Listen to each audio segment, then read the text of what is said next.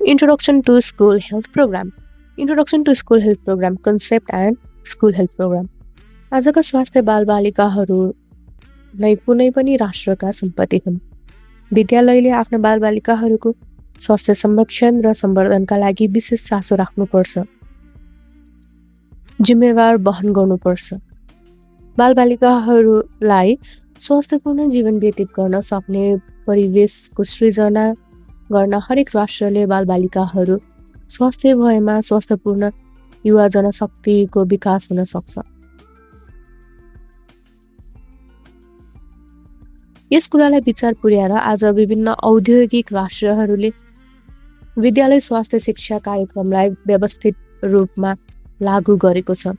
तर अधिकांश विकासोन्मुख राष्ट्रहरूका विद्यालयहरूमा विद्यालय स्वास्थ्य शिक्षा कार्यक्रमलाई सैद्धान्तिक रूपमा लागू गर्ने नीति बनाइएको भए पनि मुठीभर सम्पन्न विद्यालयहरू बाहेक अन्यमा उक्त कार्यक्रम प्रभावकारी रूपमा लागू भएको छैन। वास्तवमा विद्यालय स्वास्थ्य शिक्षा कार्यक्रम भन्नाले ती क्रियाकलापहरूलाई जनाउँछ जसको कार्यान्वयनले गर्दा विद्यालयको वातावरण स्वस्थ बन्छ।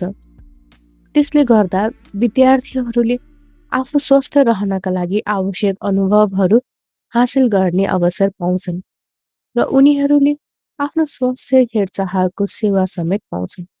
यसरी विद्यालय मानसिक, शारीरिक र सामाजिक स्वस्थताको पाठ सिकाउने एउटा आदर्श केन्द्र बन्दछ। विद्यालय स्वास्थ्य शिक्षा कार्यक्रमको वास्तविक अर्थ र परिभाषालाई स्पष्ट पार्न केही महत्त्वपूर्ण परिभाषाहरूको चर्चा गर्नु सान्दर्भिक भएको हुँदा केही विद्वानहरूले प्रस्तुत गर्नुभएका परिभाषाहरू यहाँ चर्चा गरिएका छन्। चार्ल्स एन्डरसनका शब्दमा विद्यालयका विद्यार्थीहरू र कर्मचारीहरूको स्वास्थ्यलाई ध्यानमा राखेर तयार पारिएको कार्यको बाटोलाई विद्यालय स्वास्थ्य कार्यक्रम भनिन्छ।